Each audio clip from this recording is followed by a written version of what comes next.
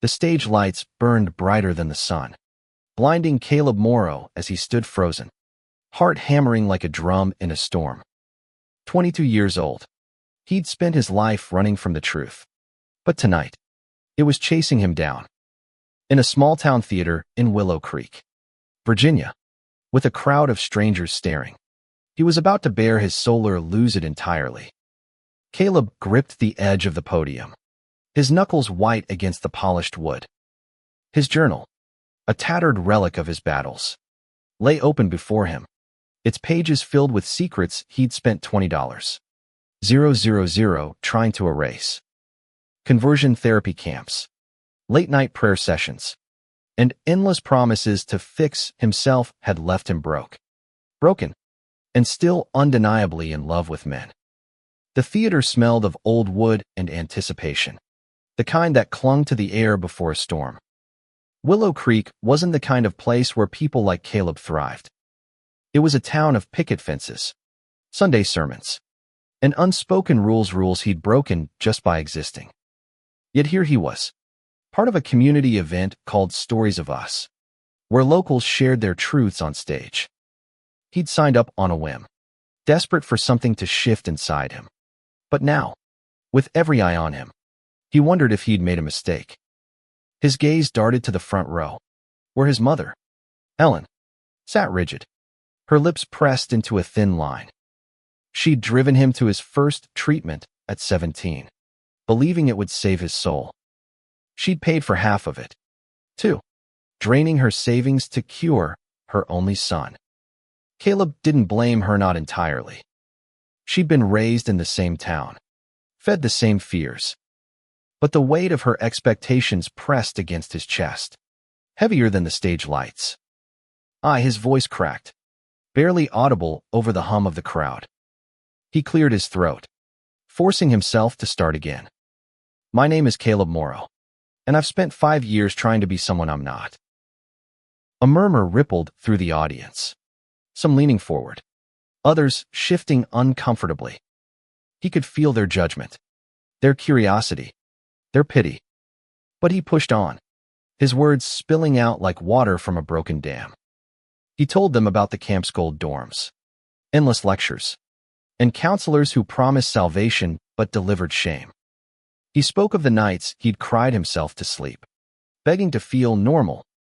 He even admitted the $20,000 every cent of his college savings, gone to programs that left him more lost than ever.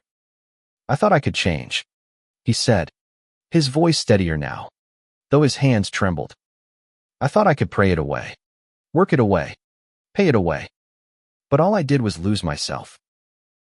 The room was silent now, the kind of silence that felt alive, like it was holding its breath. Caleb's eyes stung, but he refused to cry. Not here. Not now. He glanced at his journal, at the last line he'd written before stepping on stage. The truth is the only thing left to try. He didn't notice the man in the wings, watching him with quiet intensity. Dr. Nathan Harper, his therapist of 6 months, stood just out of sight, his silver-streaked hair catching the edge of the stage light. Nathan had been the one to suggest this event, nudging Caleb towards sharing his story. You don't have to hide anymore, he'd said in their last session, his voice calm but firm. Caleb hadn't believed him then, but Nathan's words had planted a seed that had grown into this reckless, terrifying moment. Caleb's story poured out, the first time he'd fallen for a boy at 15, a quiet kid named Jamie who'd moved away before anything could happen. The panic attacks that followed, when he realized what his feelings meant, the years of hiding, lying, and pretending to be the son his mother wanted. He spoke of the camp's promises, how they'd told him he could be whole if he just tried hard enough. He didn't hold back, not even when his mother's face crumpled in the front row. I'm tired, he said, his voice breaking again. I'm tired of fighting who I am. I'm tired of believing I'm wrong. A few people clapped softly, but most just watched, their faces unreadable. Caleb's chest tightened. Had he said too much? Had he ruined everything? He was about to step back, to flee the stage, when he heard footsteps behind him. Nathan Harper stepped into the light, his presence steady, grounding. He didn't say a word, just walked to Caleb's side and took his hand. The touch was warm, deliberate, a quiet rebellion against the silence of the room. Caleb froze, his breath catching. Nathan, his therapist, the man who'd listened to his darkest fears, was standing with him, in front of everyone. The crowd stirred, whispers spreading like wildfire. Ellen's eyes widened, her hands clutching her purse. But Nathan didn't flinch.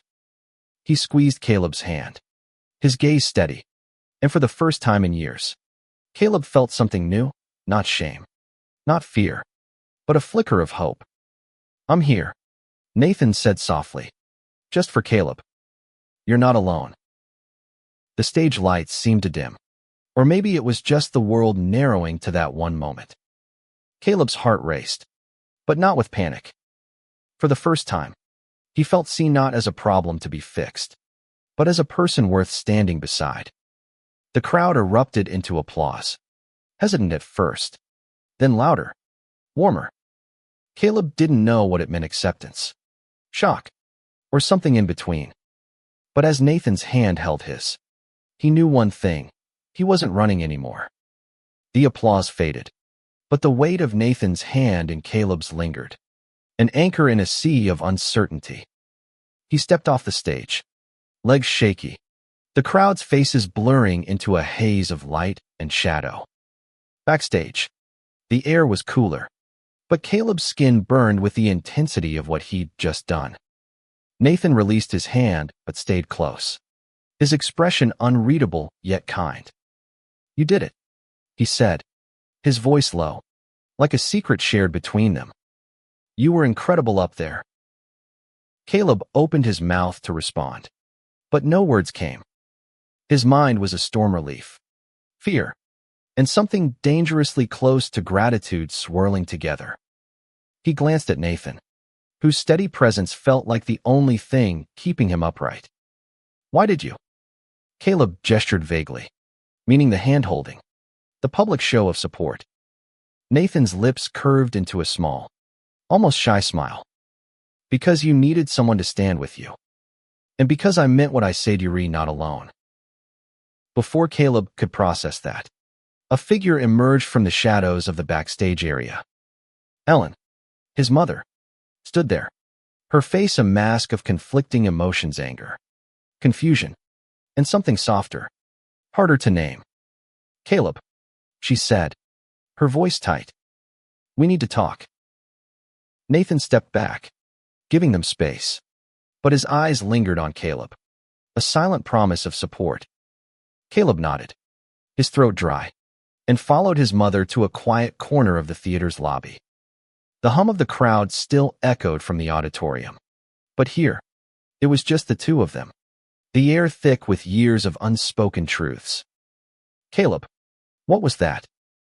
Ellen's voice trembled, not with rage, but with something rawer. "You stood up there and told everyone. Everything. Do you know what this means? For you. For us." "I had to," Caleb said, his voice barely above a whisper. "I couldn't keep lying. Mom. Not to you. Not to myself."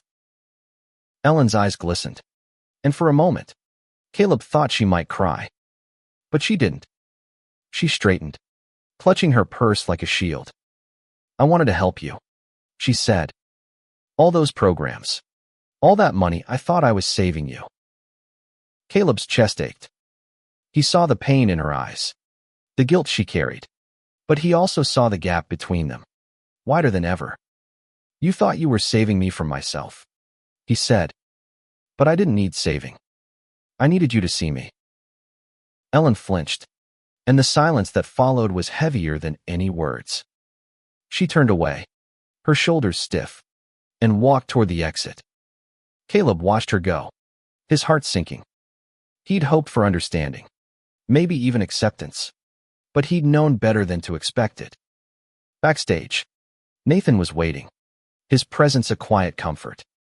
"She'll need time," he said, reading Caleb's expression. But you gave her something to think about tonight. Caleb nodded, though doubt gnawed at him.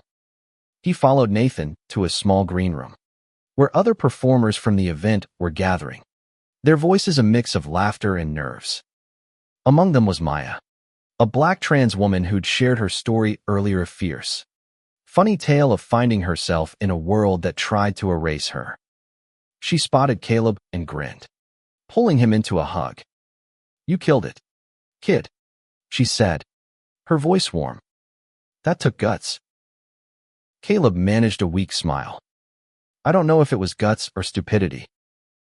"Same thing sometimes," Maya said with a wink. She glanced at Nathan, then back at Caleb, her eyes sharp. "You've got a good one there. Don't let him go." Caleb's face heated, and he stole a glance at Nathan, who was talking to another performer but seemed to sense Caleb's gaze. Their eyes met, and for a moment, the room faded away. There was something in Nathan's look, something that felt like more than just a therapist's concern. The rest of the evening passed in a blur. Caleb stayed for the other stories, each one a thread in the tapestry of Willow Creek's hidden lives. There was a queer teen who'd found solace in art, an older lesbian couple who'd fought for their marriage in a town that barely acknowledged them, and a non-binary teacher who'd faced backlash but kept teaching.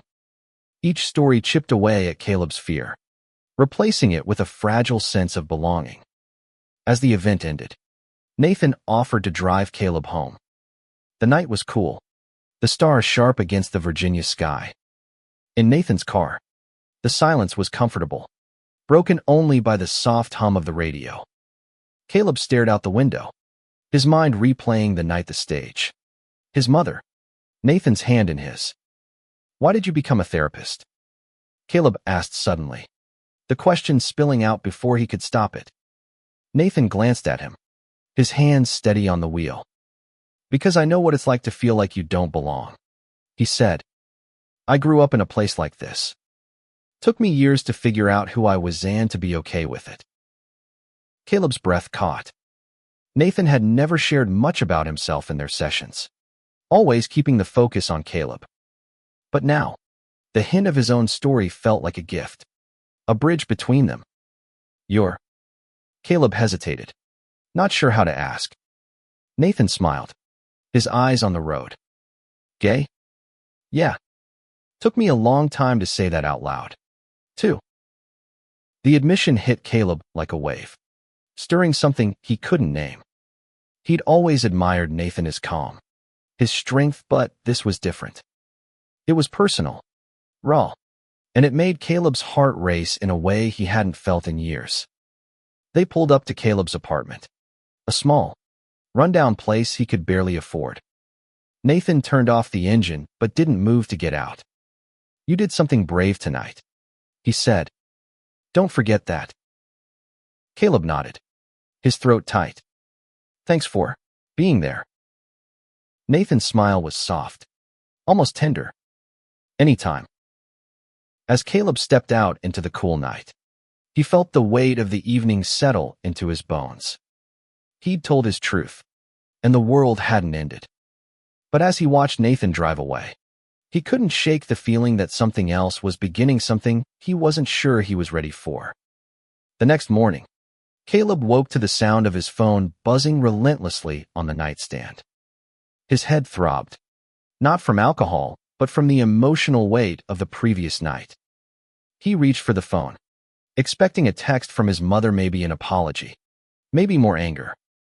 Instead, it was a flood of notifications from strangers. His story had gone viral. Someone at the event had recorded his speech and posted it online, and now it was spreading across social media like wildfire. Comments ranged from heartfelt support to vicious condemnation, with Willow Creek's name splashed across every post. Caleb's stomach churned as he scrolled through the messages. "You're so brave. You're an abomination. Thank you for speaking up. You're tearing this town apart." He dropped the phone, his hands shaking. He'd wanted to be honest, not start a war. But in a town like Willow Creek, truth was a spark that could ignite everything. By noon, he was at Nathan's office for their weekly session. though it felt different now. The small, cozy room bookshelves lined with psychology texts, a worn leather couch, and a single window overlooking the town square had always been a safe space. But after last night, with Nathan's hand in his and the world watching, Caleb felt exposed, like he'd crossed a line he couldn't uncross. Nathan sat across from him, his usual calm demeanor intact, but there was a warmth in his eyes that hadn't been there before. "You've stirred something up," he said, not unkindly. "How are you holding up?" Caleb laughed. A brittle sound. "I didn't mean for this to happen. I just wanted to. I don't know. Stop hiding." "You did more than that," Nathan said. "You gave people permission to see you and maybe to see themselves." Caleb shifted uncomfortably. "Not everyone's happy about it. My mom hasn't called. And the comments online." He trailed off, his throat tight. Nathan leaned forward, his voice steady. "You can't control how people react, Caleb, but you can control what you do next. You started something. Where do you want it to go?" The question hung in the air, heavy with possibility. Caleb hadn't thought beyond surviving the stage. But now, with the town watching and his truth laid bare, he felt a spark of defiance. He wasn't just a kid who'd spent $20,000 trying to fix himself. He was someone with a story, someone who could make a difference. "I want to keep going," he said, surprising himself. "I want to help people like me, kids who feel like they have to hide." Nathan's smile was proud, almost radiant. "Then let's figure out how to do that." Over the next hour, they brainstormed. Nathan suggested connecting with local LGBTQ+ organizations, maybe even starting a support group in Willow Creek. It was a daunting idea. Willow Creek wasn't exactly a haven for queer folks, but Caleb felt a flicker of purpose, something he hadn't felt in years. As the session ended, Nathan hesitated, then said, "I'm proud of you, Caleb. And I meant what I did last night. I hope you know that." Caleb's heart skipped. He wanted to ask what Nathan meant, exactly why he'd held his hand, why he'd risked his own reputation in a town that thrived on conformity. But the words stuck in his throat, and all he managed was a quiet, "Thanks." Outside, Willow Creek buzzed with its usual rhythm: kids on bikes, shopkeepers sweeping sidewalks, the church bell tolling in the distance. But Caleb felt the undercurrent of change. People stared as he walked to his job at the local bookstore, their whispers trailing him like shadows. Some offered shy smiles.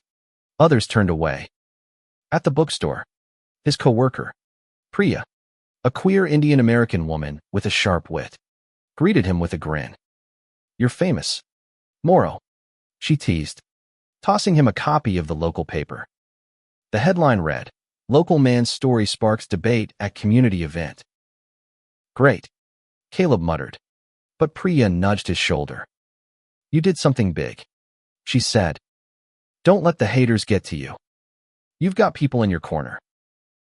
Her words stayed with him as he shelved books, the quiet of the store a balm against the chaos online. But the peace didn't last. That afternoon, a group of protesters gathered outside the bookstore, holding signs that read, "Protect our values," and "Sin has no place here."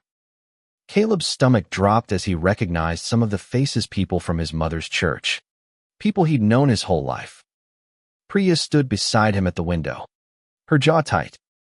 "Ignore them," she said. "They're scared of change." But Caleb couldn't ignore the ache in his chest.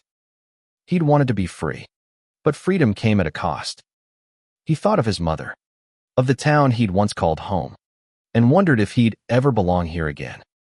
That evening, Nathan texted him, "Meet me at the park. 7 p.m. Bring your journal." Caleb arrived at the town park as the sun dipped below the horizon, casting long shadows across the grass. Nathan was there, sitting on a bench with 2 coffees in hand. He offered one to Caleb, his smile easy but tinged with something deeper. "I thought you might need a break," Nathan said. and maybe a chance to talk about what's next. Caleb took the coffee, the warmth grounding him. "What's next is I'm a pariah," he said, half joking.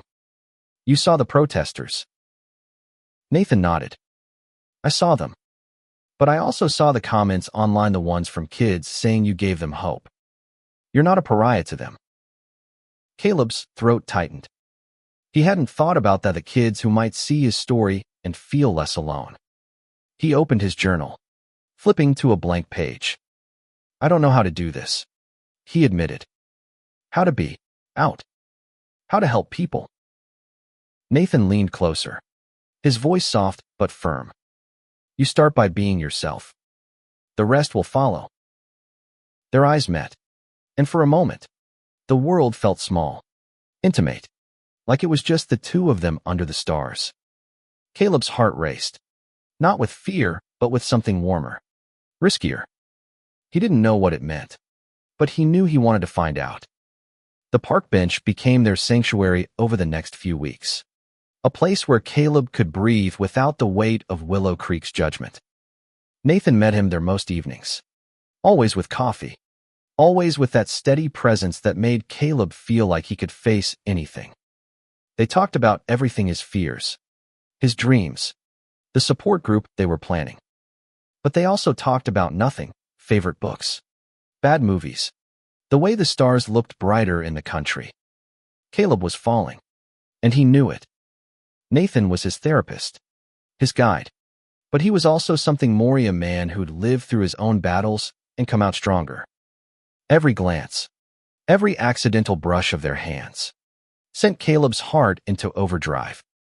He tried to push it down, to tell himself it was gratitude, not attraction. But the truth was harder to deny with each passing day.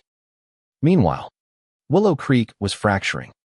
Caleb's story had sparked a divide: those who supported him, like Priya and Maya, and those who saw him as a threat to their way of life. The protests outside the bookstore grew louder, organized by a local pastor who'd once shaken Caleb's hand after Sunday service. But so did the support. A handful of teens started showing up at the bookstore, shyly asking Caleb about his story, their eyes wide with questions they didn't dare voice at home. One afternoon, a girl named Sophie, barely 16, approached him behind the counter. Her hands twisted nervously as she whispered, "I saw your video. I think I'm like you." Caleb's heart clenched. He saw himself in her: the fear, the hope, the desperate need to be okay. He took her to the back of the store, away from prying eyes, and listened as she poured out her story: a strict family, a secret crush on a girl at school, the constant dread of being found out. "You're not alone," Caleb told her, echoing Nathan's words. "And you don't have to be afraid forever." Sophie's eyes filled with tears, and she hugged him, quick and fierce. It was a small moment, but it lit something in Caleb: a purpose he hadn't known he could have. That evening, he told Nathan about Sophie at the park. "I want to do more," he said, his voice urgent. "Not just a support group. Something bigger. A space where kids like her can feel safe." Nathan's eyes lit up. "A community center," he said. "Somewhere for queer youth to gather, learn, just be. I know some people who could help: activists, donors.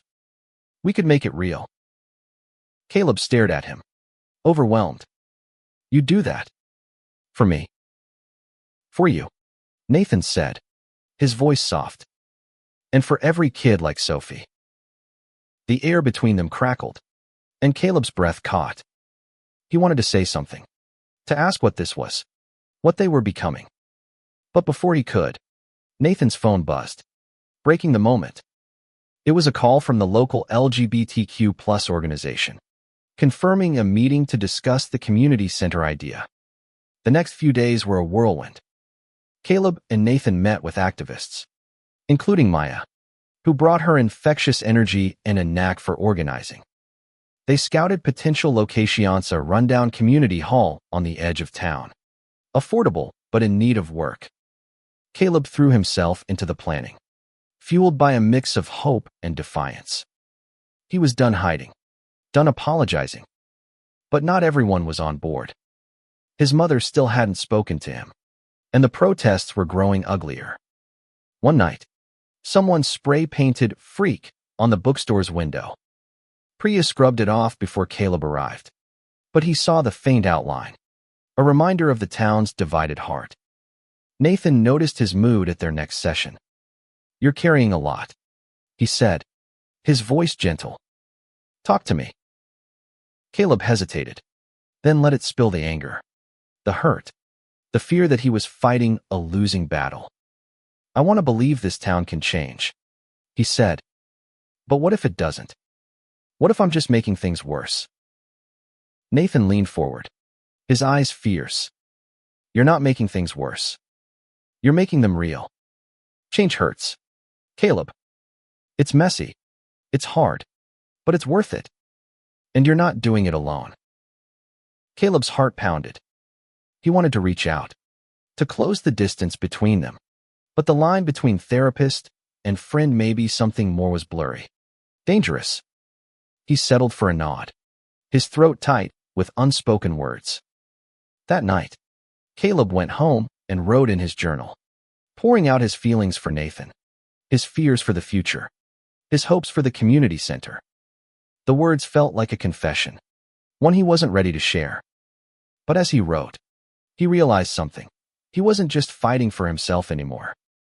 He was fighting for Sophie, for the kids who'd come after him, for a world where no one had to spend $20,000 to feel whole. The next morning, he woke to a text from his mother, "Can we talk?" His heart leapt, then sank. He didn't know what she wanted, but he knew it wouldn't be easy. Still, he agreed to meet her at the diner where they'd shared countless breakfasts as a kid. As he walked there, the town felt different, sharper, more alive. He wasn't sure if it was Willow Creek changing or just him. Ellen was waiting in a corner booth, her hands wrapped around a coffee mug. She looked older, tired, but there was something new in her eyes, something that gave Caleb a flicker of hope. "I watched your video," she said as he sat down. "All of it. And I need to understand." Caleb took a deep breath, steeling himself. This was his chance, maybe his only one, to bridge the gap between them. But as he opened his mouth, he realized he didn't have to have all the answers. He just had to start. The diner smelled of bacon and regret, the kind of place where time seemed to stand still. Caleb sat across from his mother, her hands still clutching her coffee mug like a lifeline. Her words, "I need to understand," hung between them, fragile and heavy. "I don't know where to start," Caleb admitted, his voice low. "I've been trying to explain myself my whole life. Mom. To you. To myself. To everyone." Ellen's eyes softened, but her jaw stayed tight. "I thought I was doing right by you," she said. "The camps, the church, I thought I was helping you find peace." Caleb's chest ached. He saw her love, twisted as it was by fear and faith, but he also saw the damage it had done. "Those camps didn't give me peace," he said. "They made me hate myself. They made me think I was broken." Ellen flinched, and for a moment, Caleb thought she'd shut down again. But she didn't. She leaned forward, her voice barely above a whisper. "I didn't know," she said. "I didn't know it would hurt you like that." The admission cracked something open in Caleb. He wanted to be angry, to blame her for everything. But he saw the pain in her eyes, the weight of her own mistakes. "I know you didn't," he said. "But I need you to see me now. Not the son you wanted, but the one I am." Ellen nodded, tears spilling over. "I'm trying," she whispered. "I don't understand it all, but I'm trying." It wasn't acceptance. Not fully, but it was a start. Caleb reached across the table, his hand hovering over hers. When she didn't pull away, he took it, and for the first time in years, they held on to each other. The conversation stretched on, halting and raw. Ellen asked questions clumsy. sometimes painful ones, and Caleb answered as best he could. He told her about the support group, the community center, his hope to make Willow Creek a place where kids like him could thrive. She listened, her face a mix of fear and curiosity. And when they parted, she hugged him, quick and fierce, like she was afraid to let go. Caleb left the diner feeling lighter, like he'd shed a layer of armor he hadn't known he was wearing. But the lightness didn't last. That afternoon, he found Nathan waiting outside the bookstore, his face grim. "There's trouble," Nathan said, pulling Caleb aside. "The town council's pushing back on the community center. They're saying it's divisive and a bad influence." Caleb's stomach dropped. "They can't do that. We've got funding, a location. They can make it hard," Nathan said. "The pastor's been rallying people, and they've got influence. We need to fight this. Caleb. Publicly." The idea of another public battle made Caleb's skin crawl, but he thought of Sophie, of the kids who needed a safe space. He nodded, his jaw tight. "What do we do?" Nathan's eyes gleamed with determination. "We organize. We show them this town is bigger than their fear." Over the next week, Caleb threw himself into the fight. He and Nathan worked with Maya and other activists, rallying support for the community center. They held meetings at the bookstore, drawing a small but growing crowd queer youth, allies, even a few parents like Ellen, who showed up quietly, listening more than speaking. Caleb's feelings for Nathan grew harder to ignore. Late nights planning, their shoulders brushing as they pored over documents, made Caleb's heart race. Nathan was professional, always careful to keep a boundary. But there were moments of lingering glance, a soft smile that made Caleb wonder. One night, after a long meeting, they ended up at the park again, the air crisp with the first hint of fall. Caleb was exhausted but alive, fueled by the momentum they were building. "We're actually doing this," he said, almost to himself. "We're making something real." Nathan looked at him, his expression soft. "You're making something real. I'm just along for the ride." Caleb laughed, but his heart pounded. "You're more than that," he said, the words slipping out before he could stop them. Nathan's smile faded, replaced by something serious. "Searching." "Caleb," he said, his voice low. "You know I'm your therapist. There's a line we can't cross." Caleb's face burned, but he didn't look away. "I know. But I also know how I feel. And I think you feel something, too." The silence was electric, heavy with possibility. Nathan's hand twitched, like he wanted to reach out, but he didn't. "You're right," he said finally, his voice barely audible. "But we have to be careful. For your sake. For mine." Caleb nodded, his heart aching but hopeful. He didn't push, didn't ask for more. For now, it was enough to know Nathan felt it, too. The next day, they faced the town council. The meeting was packed, the air thick with tension. Caleb stood at the podium, his journal in hand, and spoke from the heart. He told them about the kids who needed a safe space, about the pain of growing up feeling wrong, about the hope he saw in Willow Creek's future. Nathan stood beside him, not touching but close enough to feel like a shield. Some council members listened, their faces softening. Others, led by the pastor, pushed back, citing community values and tradition. But Caleb saw Ellen in the crowd, her eyes on him, and for the first time, he felt her support, quiet but real. The council didn't decide that night, but Caleb left feeling like they'd planted a seed. As he and Nathan walked to the park, their hands brushed, and neither pulled away. It wasn't much, but it was enough for now. The fight for the community center became Caleb's lifeline, a purpose that pulled him out of the darkness he'd lived in for so long.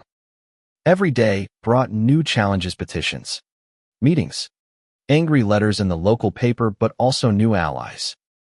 Sophie started attending their planning sessions, her shy smiles growing bolder. Priya used her connections to spread the word online, and Maya's charisma drew in donors from beyond Willow Creek. Even Ellen began showing up, bringing coffee and listening quietly, her presence a fragile bridge between Caleb's past and his future. But the opposition was relentless. The pastor, Reverend Holt, organized a town hall to address concerns about the community center, and it quickly turned into a battleground. Caleb and Nathan arrived to a packed room, the air thick with hostility. Signs reading, "Protect our children," and "Keep Willow Creek pure," dotted the crowd. And Caleb's stomach twisted as he recognized faces he'd once trusted. Nathan squeezed his shoulder before they took their seats. "We've got this," he whispered, and Caleb clung to those words like a lifeline. When it was Caleb's turn to speak, he stood, his journal in hand, and faced the crowd. "I grew up here," he began, his voice steady despite the pounding in his chest. "I know what it's like to feel like you don't belong.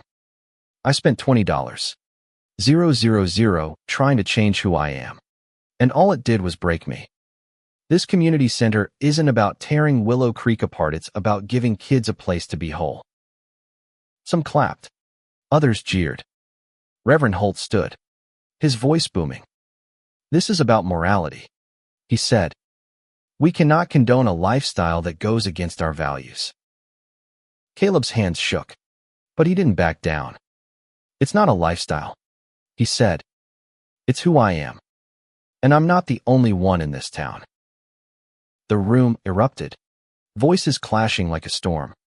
But then Ellen stood, her face pale but determined. "I'm Caleb's mother," she said, her voice trembling but clear. "I thought I was protecting him by sending him to those programs. I was wrong. He's my son, and I love him. This center will help kids like him, and I support it." The crowd went silent, stunned. Caleb's eyes burned, and he looked at his mother, seeing her in a new light. She wasn't fully there yet, but she was trying, and that was more than he'd ever hoped for. Nathan spoke next, his voice calm but powerful. He talked about the mental health crisis among queer youth, the statistics of suicide and self-harm, the need for safe spaces. His words were a balm, grounding the room in facts and humanity. When he finished, even some of Holt's supporters looked thoughtful. The town hall didn't resolve anything, but it shifted the tide. The next day, the local paper ran a story about Ellen's speech, and donations for the community center poured in. Caleb felt a surge of hope, but also a growing unease. The closer they got to winning, the more he felt the weight of his feelings for Nathan. One night, after another long meeting, they ended up at the park again. The air was chilly, the stars hidden by clouds. Caleb couldn't hold it in anymore. "Nathan," he said, his voice raw, "I need to know what this is." "Us." Nathan's face softened, but his eyes were guarded. "Caleb, you're my client. My job is to help you, not complicate things." "But it's already complicated," Caleb said, stepping closer. "I see the way you look at me. I feel it when we're together. Tell me I'm wrong." Nathan's breath hitched, and for a moment, Caleb thought he'd pull away.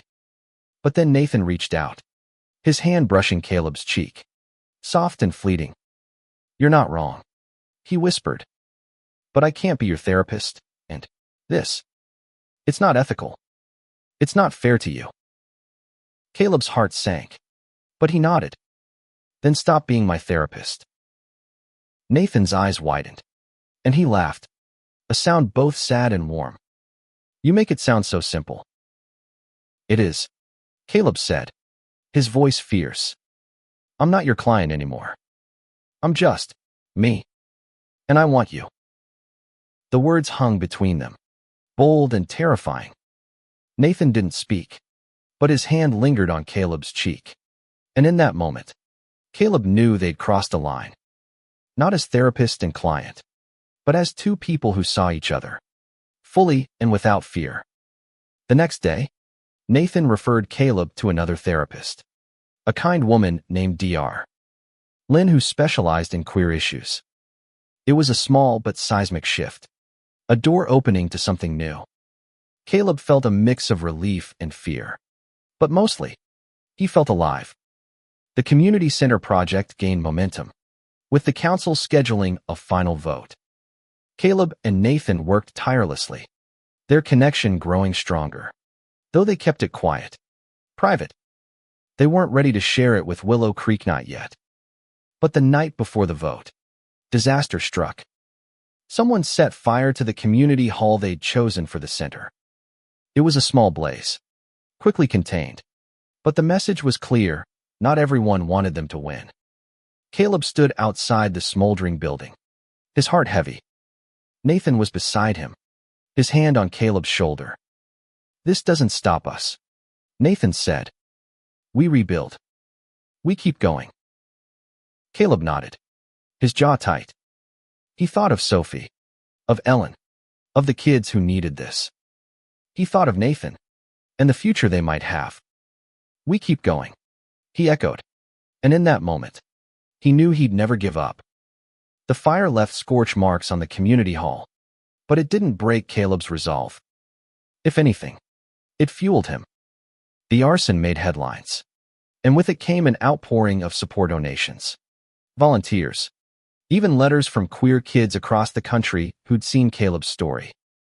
Willow Creek was changing, slowly, messily, but undeniably. The council vote was set for a crisp October evening, the town hall packed to the brim. Caleb stood at the front, Nathan by his side, their hands brushing but not quite touching. Maya, Priya, Sophie, and Ellen were there, too. A small army of hope in a sea of uncertainty. When the council approved the community center by a narrow margin, the room erupted in cheers and boos. Caleb's heart soared, but he felt the weight of the fight still lingering. Reverend Holt stormed out, his followers trailing, but others stayed, some clapping, some crying, some just watching, as if seeing their town in a new light. Ellen hugged Caleb, her arms tight. "I'm proud of you," she whispered, and those words were worth more than any vote. The next few months were a blur of work. The community hall was repaired, transformed into a bright, welcoming space with colorful murals painted by local teens. Caleb and Nathan led the charge, their relationship deepening in quiet moments, shared coffee at the park, late-night talks about their dreams, stolen kisses when no one was watching. The center's opening day was a celebration, with music, food, and stories. Sophie read a poem she'd written, her voice strong and clear. Maya led a workshop on queer history, her laughter filling the room. Ellen helped serve food, her smile tentative but genuine. And Caleb, standing at the heart of it all, felt like he'd finally found his place. But the real moment came later, at the center's first Stories of Us event, a nod to the night that started it all. Caleb took the stage again, his journal in hand. But this time, he wasn't alone. Nathan stood beside him, not as his therapist, but as his partner, his hand warm in Caleb's. "I spent $20,000 trying to cure myself," Caleb told the crowd, his voice steady. "But the only cure I needed was to be seen, to be loved, to be me." The room was quiet, then burst into applause. Nathan squeezed his hand, and Caleb looked at him, seeing not just the man who'd helped him heal, but the man he wanted to build a life with. As they stepped off the stage, Nathan pulled him close, his voice low. "You did it," he said. "You changed this town." "No," Caleb said, smiling. "We did." The center became a beacon, not just for Willow Creek, but for the region. Kids like Sophie found a home there, a place to be themselves without fear. Ellen became a regular volunteer, her journey of understanding a quiet testament to love's power. And Caleb, once a boy who thought he was broken, became a leader, a voice, a light for others. Years later, He'd look back on that first night on stage, when Nathan held his hand and the world shifted. He'd spent $20, 000, trying to erase who he was. But in the end, it was love for himself, for Nathan, for his community that made him whole. And as he and Nathan stood together, watching kids laugh and dance in the center they'd built, Caleb knew one thing for certain: he'd never hide again.